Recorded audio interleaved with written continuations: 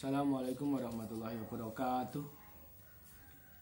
Untuk materi kesempatan kali ini, saya ingatkan berkali-kali, sebelum mempelajari materi agama, silahkan untuk melaksanakan sholat terlebih dahulu, wudhu terlebih dahulu, kemudian sholat, kemudian membaca Al-Quran.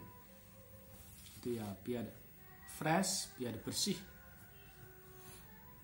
Itu ya. Yang berikutnya materi tentang Islam masa kejayaan. Nah, pada materi ini harapannya kalian semua itu bisa mengambil pelajaran sebagai generasi muda, langkah-langkah apa yang harus saya jalankan untuk kemajuan Islam di era saat ini.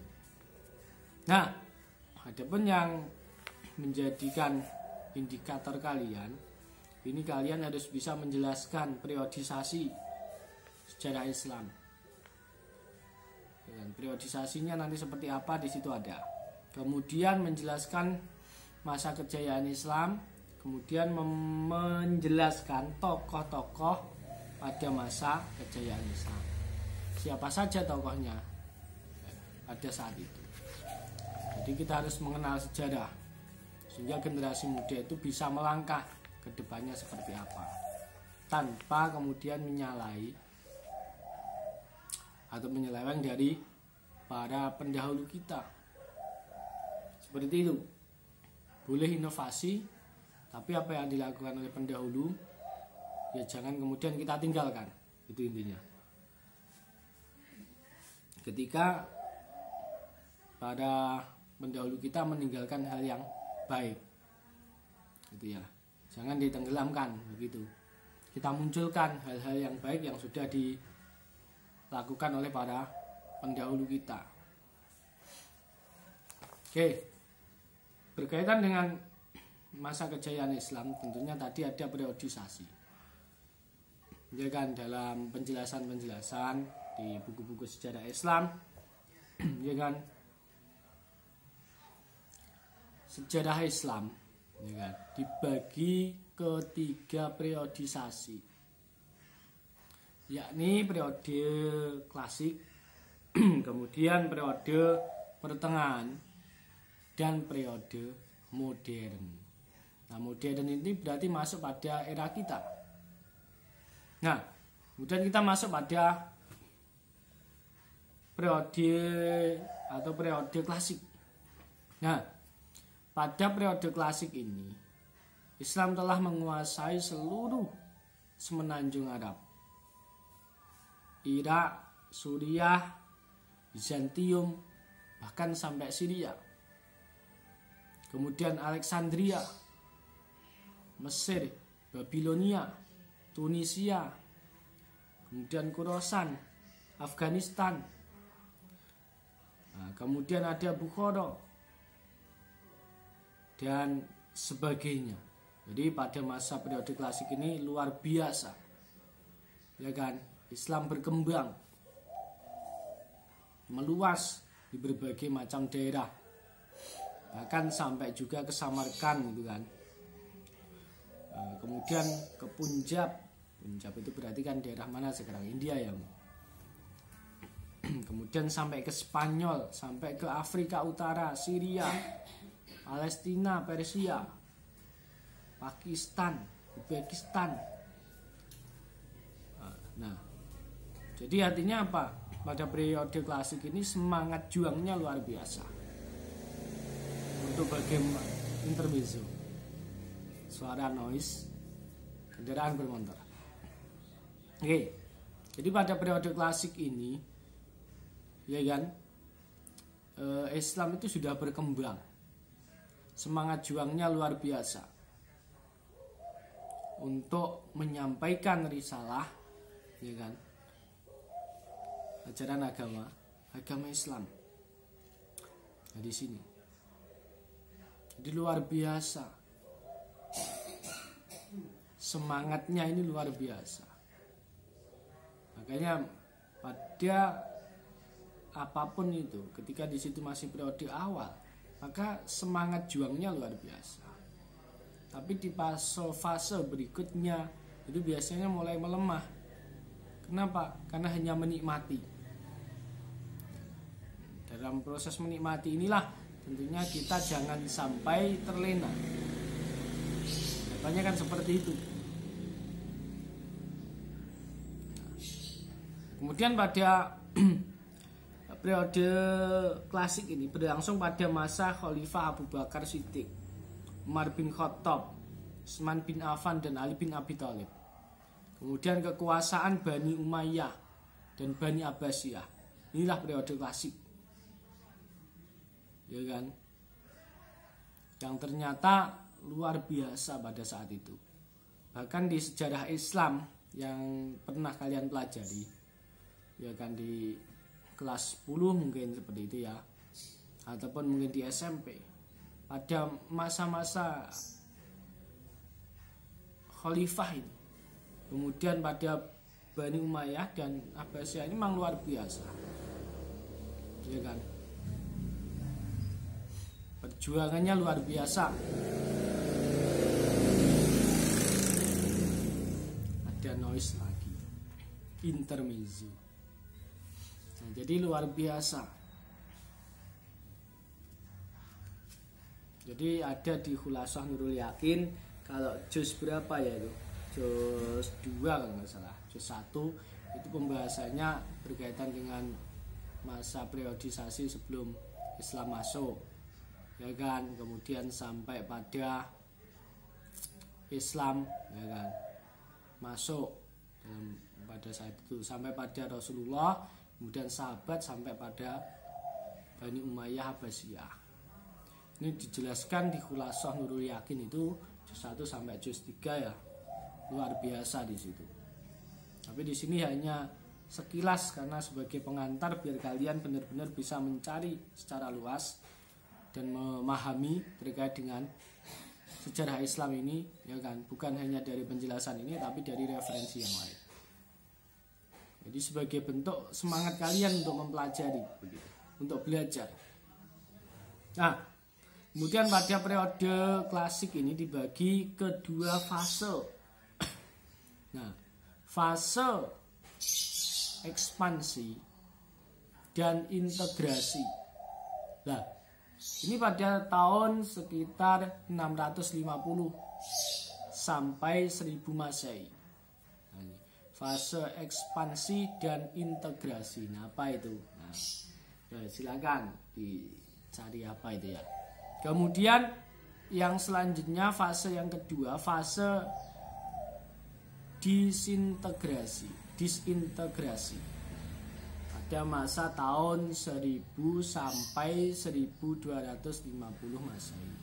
Jadi 200 tahun lah, 250 tahun. Nah, kalau di fase ekspansi dan integrasi itu 650 sampai 1000. Berarti sekitar berapa tahun itu ya?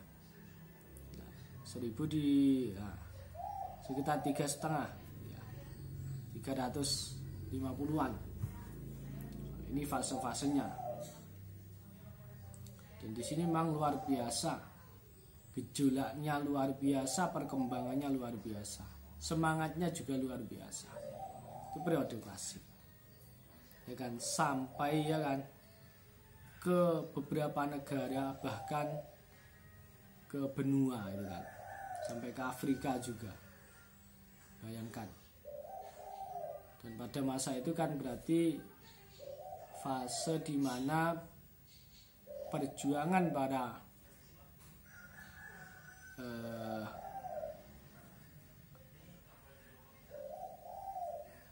atau perjuangan para siapa ini? Para tokoh-tokoh saat itu ya kan sangat benar-benar luar biasa. Karena apa? Melalui jalur laut pada saat itu.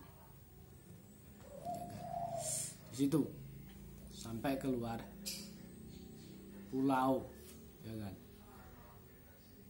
Sampai keluar daerah, kan luar biasa. Nah, padahal kalau terkait dengan perkembangan teknologi kan masih belum canggih, mungkin seperti itu kan. tapi secara pemikiran sangat luar biasa, sangat berkembang pada saat itu.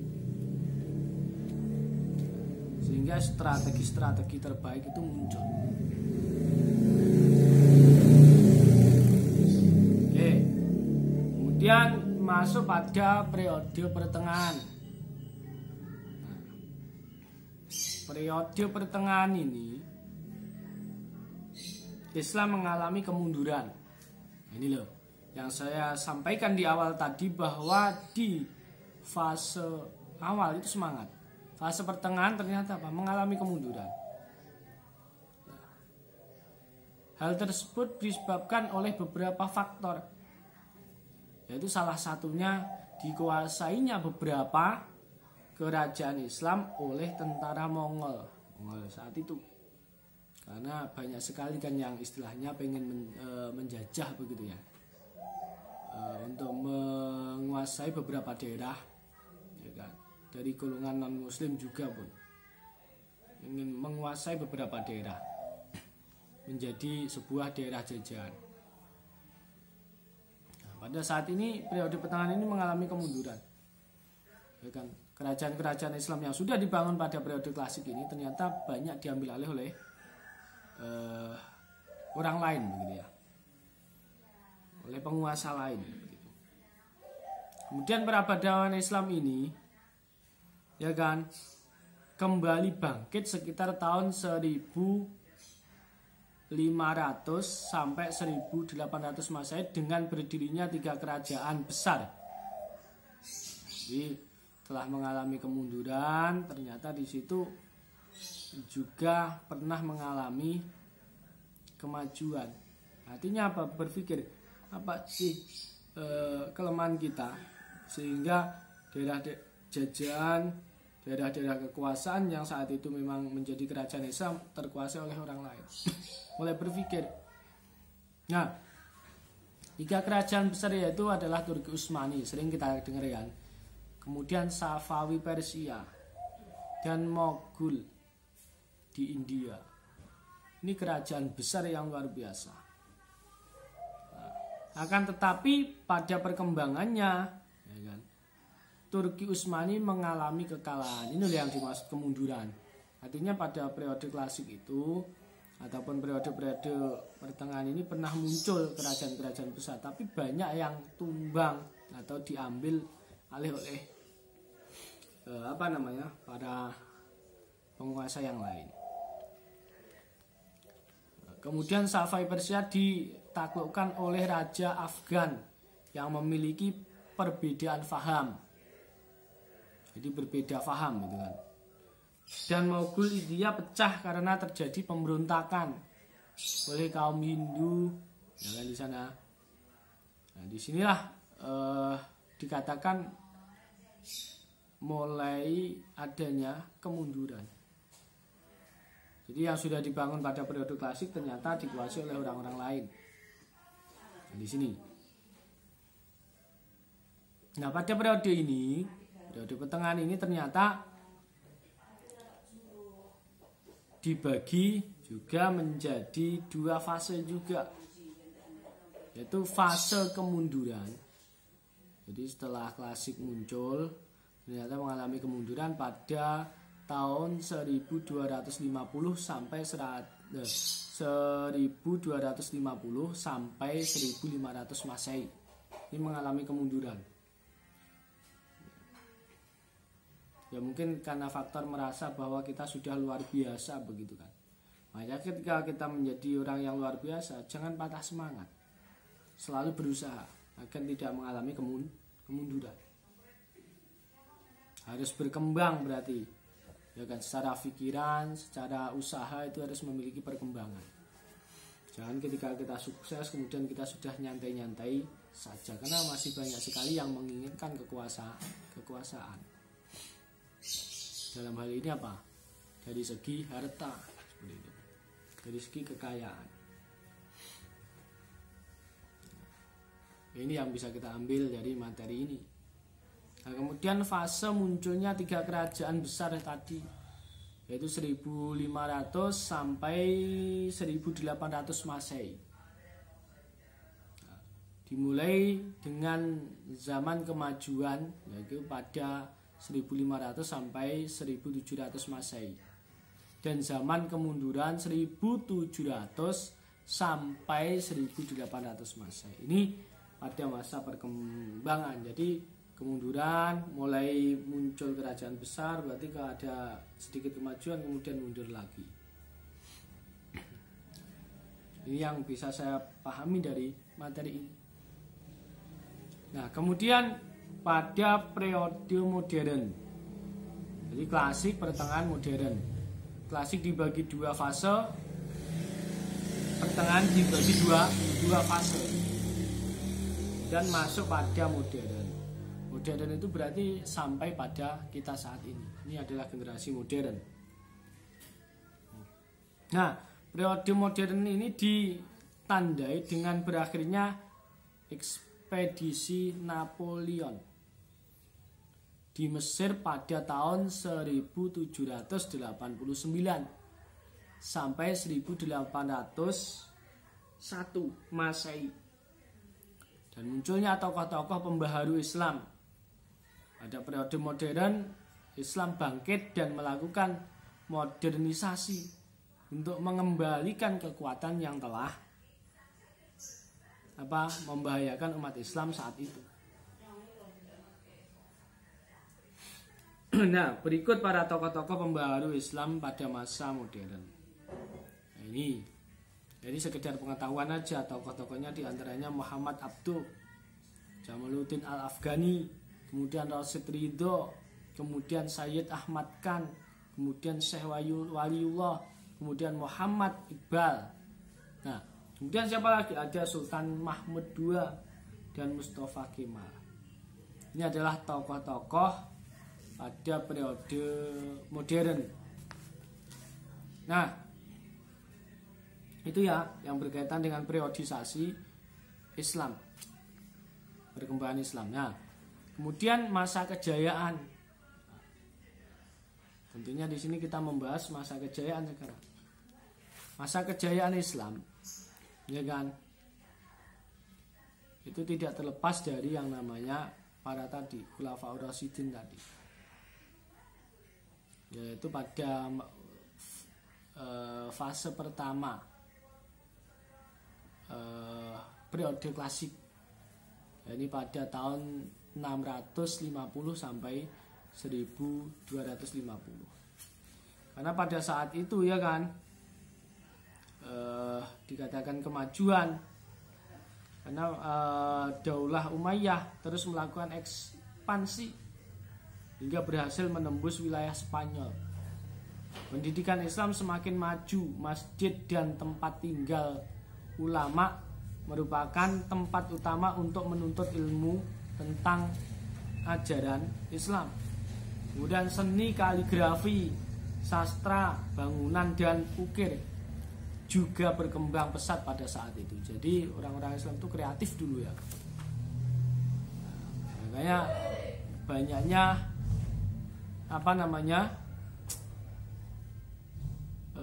bangunan-bangunan bersejarah pada saat itu. Nah, kemudian faktor internal kemajuan umat Islam itu apa saja? Nah, umat Islam selalu konsisten dan istiqomah itu. Kunci kemajuan, kunci kesuksesan itu tidak lepas dari istiqomah. Bangkit, ya kan, lemah bangkit lemah ini karena selalu konsisten. Ya kan, tidak mudah putus asa, ini luar biasa.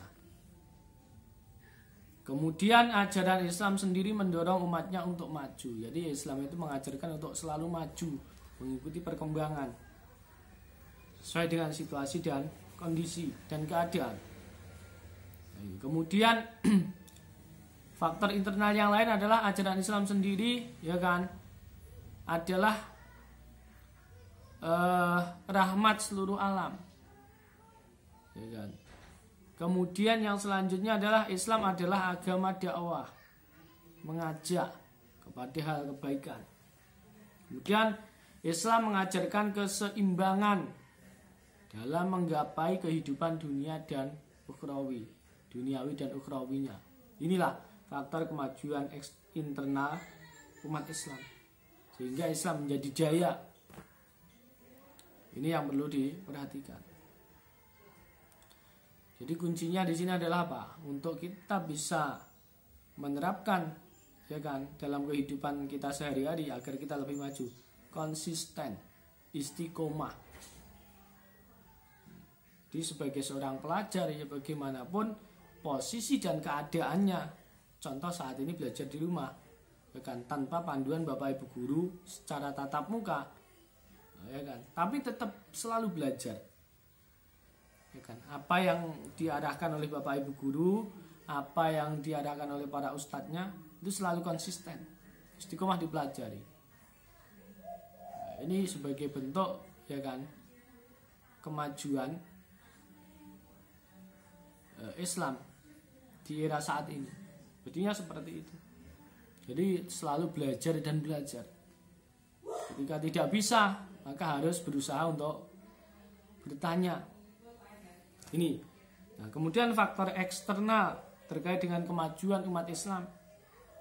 Apa itu faktornya? Terjadinya asimilasi antara bangsa Arab dan bangsa-bangsa lain yang lebih dahulu mengalami perkembangan dalam ilmu pengetahuan. Jadi ternyata negara-negara lain itu berkembang. Nah, kenapa kita tidak bisa berkembang kan begitu? Jadi memunculkan pemikiran itu, sehingga mulai berpikir strategi. Nah, bagaimana kita bisa, ya kan, mengikuti, ya kan, jejak negara-negara berkembang itu. Masa mereka bisa, kita tidak? Kan seperti itu. Nah, ini pun juga bisa kita terapkan faktor eksternal dalam kalian sebagai seorang pelajar ataupun penuntut ilmu. Ya, ini dengan melakukan, ya kan, strategi jitu dalam belajar dengan faktor eksternal. Ya, ini apa? Teman satu kelas, teman di sekolah yang lain, kenapa dia bisa, saya tidak bisa? Sehingga memunculkan pemikiran, ide-ide baru untuk bagaimana bisa memahami materi, ya kan? Itu perilaku yang kita munculkan dari faktor eksternal kemajuan Islam, ya kan, pada saat itu, yang kita implementasikan di kehidupan kita saat ini. Nah, kemudian giatnya usaha penerjemahan kitab-kitab asing dalam perkembangan ilmu pengetahuan saintifik